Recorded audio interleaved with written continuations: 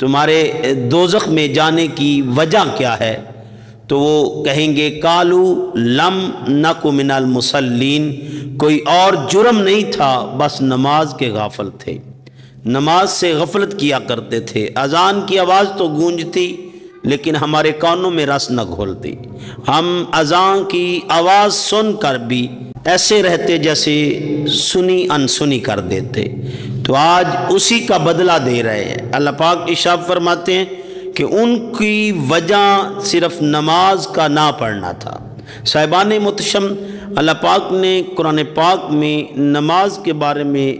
700 سے زائد مرتبہ تلقین فرمائی ہے، اور اللہ پاک ارشاد فرماتے ہیں سورہ توبہ میں انما یامر مساجد اللہ، صرف وہی لوگ اللہ کے گھروں کو آباد کرتے ہیں، من آمنا باللہ، جو اللہ پر ایمان رکھتے ہیں، والیوم الآخر، اور آخرت کے دن پر ان کا ایمان ہے، وَأَقَامَ الصَّلَاةَ وَآتَى الزَّكَاةَ، اور وہ نماز کو قائم کرتے ہیں اور زکوٰۃ کی ادائیگی کرتے ہیں، وَلَمْ يَخْشَ إِلَّا اللَّهُ، اور اللہ کے سوا کسی سے نہیں ڈرتے۔ تو دوستان گرامی قدر، اللہ پاک ارشاد فرماتے ہیں کہ ان کے جہنم کی جانے کی وجہ اور کوئی نہیں تھی، بس نماز سے غفلت تھی۔ ایک حدیث کے الفاظ ہیں، سید عالم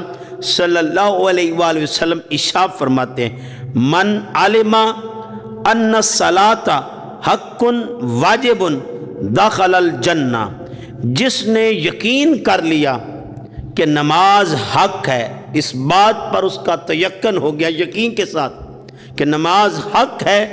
اور ہم پر فرض ہے، واجب ہم پر فرض ہے، داخل الجنہ، حضور فرماتے ہیں وہ سیدھا جنت میں داخل ہوگا، وہ جنت کا حقدار ہے۔ ایک حدیث کے الفاظ ہیں، سید عالم صلی اللہ علیہ وآلہ وسلم خطبہ حجۃ الوداع کے موقع پر آقا رحمت صلی اللہ علیہ وآلہ وسلم ارشاد فرماتے ہیں لوگو اللہ سے ڈرو، اپنی پانچوں نمازوں کی ادائیگی کرو، اور رمضان کے روزے رکھا کرو، اور اپنے اموال میں سے زکوٰۃ دیا کرو، اور اولو الامر کی اطاعت کیا کرو۔ یہ 5 اعمال کرنے والا سیدھا جنت میں داخل ہو جائے گا۔ تو دوستان گرامی قدر، آج میں اور آپ اپنے گریبان میں جھانکیں، آج تو غفلت نماز اس حال میں ہے کہ اذان آتی رہتی ہے، ٹی وی کی آواز تو میوٹ کی جاتی ہے لیکن ٹی وی کو بند نہیں کیا جاتا۔ ابھی اذان بند ہوگی، ابھی آخری لفظ زبان میں ہے مؤذن کی، اور ٹی وی کی آواز اونچی ہو جاتی ہے، تو صاحب ہمارے کانوں پہ جوں نہیں رینگتی۔ ایک حدیث کے الفاظ ہیں، سید عالم صلی اللہ علیہ وآلہ وسلم ارشاد فرماتے ہیں کہ 5 نمازیں ہیں جن کو اللہ تعالیٰ نے اپنے بندوں پر فرض قرار دیا، واجب قرار دیا، فرض قرار دیا۔ جس نے ان نمازوں کو بہترین وضو کے ساتھ ان کے مقررہ کردہ وقت پر ادا کیا، اپنے رب کے مقررہ کردہ وقتوں پر ادا کیا، اور ان نمازوں کو رکوع اور سجود اور کامل خشوع کے ساتھ ادا کیا، تو ایسے شخص سے اللہ تعالیٰ کا وعدہ ہے کہ وہ اسے بخش دے گا۔ اللہ اس بندے سے وعدہ فرما رہے ہیں کہ جو بندہ کامل وضو کے ساتھ، وضو کا اہتمام کرتا ہے، کامل وضو کرتا ہے، اور اس کے بعد خضوع و خشوع کے ساتھ رکوع و سجود ادا کرتا ہے، اللہ پاک ارشاد فرماتے ہیں اس کی بخشش میرے ذمے ہے، میں اس کو معاف کر دوں گا۔ اور جو اس طرح نہیں کرتا، اللہ پاک ارشاد فرماتے ہیں میرا اس سے کوئی وعدہ نہیں، اگر چاہے تو اس کی مغفرت فرما دے اور چاہے تو وہ اس کو عذاب دے، لیکن جو اہتمام کرتا ہے 5 نمازوں کا، اللہ اس سے وعدہ فرما رہے ہیں کہ میں اسے جنت میں داخل کروں گا۔ ایک حدیث کے الفاظ ہیں، حضرت ابو ذر رضی اللہ تعالیٰ عنہ آپ روایت کرتے ہیں کہ آقا رحمت صلی اللہ علیہ وآلہ وسلم، موسم سرما تھا، اور سرما کے موسم میں جب پتے درختوں سے جھڑتے، پتے درختوں سے گر رہے تھے، تو آپ فرماتے ہیں ہم باہر نکلے تو آقا رحمت صلی اللہ علیہ وآلہ وسلم ایک درخت کی 2 شاخوں کو پکڑ لیتے ہیں اور پکڑ کر جھنجھوڑتے ہیں تو پتے گرنے لگ پڑتے ہیں۔ جب پتے گرنے لگ پڑتے ہیں تو حضرت ابو ذر کہتے ہیں کہ حضور نبی کریم صلی اللہ علیہ وآلہ وسلم نے پکارا اے ابو ذر، تو میں نے عرض کی لبیک یا رسول اللہ صلی اللہ علیہ وآلہ وسلم، حضور میں حاضر ہوں،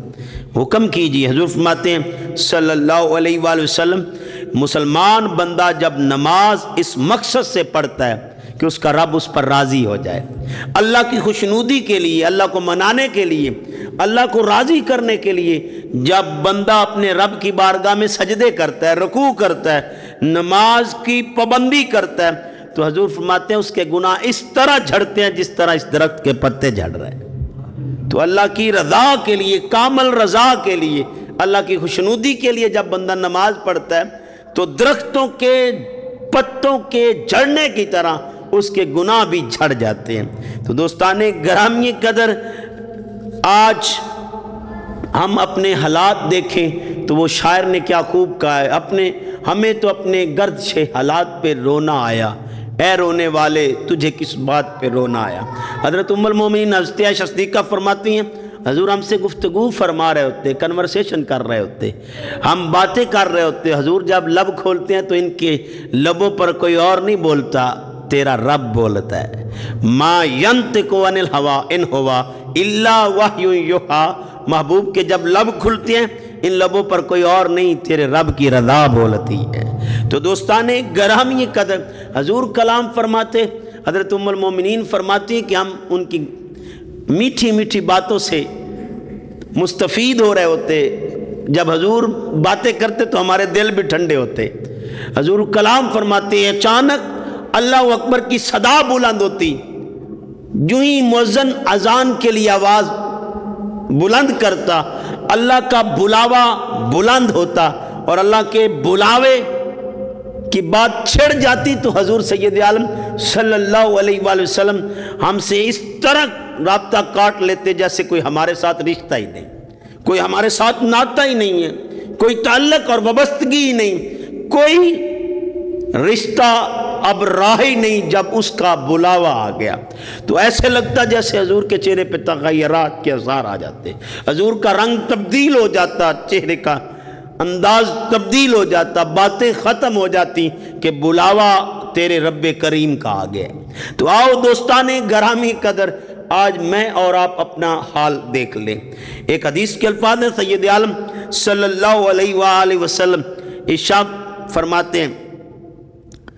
اس بات کو حضرت عثمان بن عفان رضی اللہ تعالیٰ عنہ آپ روایت کرتے ہیں، اور حضرت عمران بن ابان بیان کرتے ہیں کہ ایک دن ہم حضرت عثمان بن عفان کی بارگاہ میں تھے، ان کے پاس بیٹھے ہوئے تھے،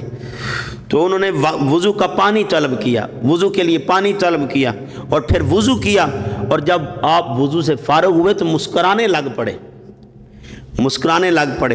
تو ہم نے مسکرائے اور پوچھا کیا تم جانتے ہو میں کیوں مسکرا رہا ہوں؟ تو پھر آپ نے خود ہی فرمایا کہ ایک مرتبہ میں حضور سید عالم صلی اللہ علیہ وآلہ وسلم کی بارگاہ میں تھا، حضور کے پاس بیٹھا ہوا تھا، حضور کی مجلس میں تھا، حضور کی نشست میں تھا، حضور کی گفتگو سے مستفید ہو رہا تھا، حضور کے پاس بیٹھا تھا، تو آقا رحمت صلی اللہ علیہ وآلہ وسلم آپ وضو فرماتے ہیں، اور وضو کرنے کے بعد آپ مسکرائے اور پوچھا میں کیوں مسکرا رہا ہوں؟ تو میں نے جواب دیا اللہ اور اس کا محبوب بہتر جانتے ہیں، اللہ اور اس کے محبوب کو بہتر علم ہے۔ تو آپ فرماتے ہیں کہ میں اس لیے مسکرا رہا ہوں، آپ وجہ مسکراہٹ بتاتے ہیں، تو آپ نے جواب دیا اللہ تعالیٰ اور اس کا رسول بہتر جانتے ہیں۔ تو آقا رحمت صلی اللہ علیہ وآلہ وسلم نے ارشاد فرمایا جب بندہ اہتمام کے ساتھ وضو مکمل کرتا ہے، اہتمام کرتا ہے وضو کا، وضو کامل کرتا ہے، کامل وضو کرتا ہے اور پھر نماز پڑھتا ہے، اور نماز کو بھی بڑے اہتمام کے ساتھ، اچھے انداز کے ساتھ، خشوع و خشوع کے ساتھ نماز پڑھتا ہے، اور جب نماز سے فارغ ہوتا ہے تو وہ اس طرح گناہوں سے پاک ہو جاتا ہے جس طرح بچہ اپنی ماں کے بطن سے ابھی پیدا ہوا ہے، یعنی اس کے ذمے گناہ نہیں رہتا، ہر گناہ اس کی جسم سے اتر جاتا ہے۔ تو نماز گناہوں